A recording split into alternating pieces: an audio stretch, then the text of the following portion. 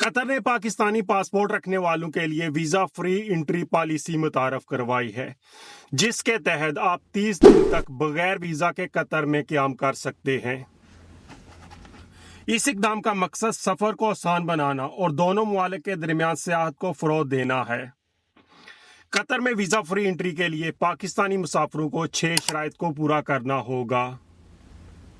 इन 6 शराइत में सबसे पहली शर्त पाकिस्तानी पासपोर्ट का कम से कम 6 माह के लिए कारामद होना होगा। दूसरी शर्त वैलिड रिटर्न टिकट का होना। तीसरी शर्त कतर में होटल की बुकिंग या राइश का सबूत देना होगा। चौथी शर्त कतर में क़याम को अफोर्ड करने के लिए फंड्स का सबूत देना होगा। पांचवी शर्त मुसाफिर का कोई भी क्रिमिनल रिकॉर्ड नहीं होना चाहिए।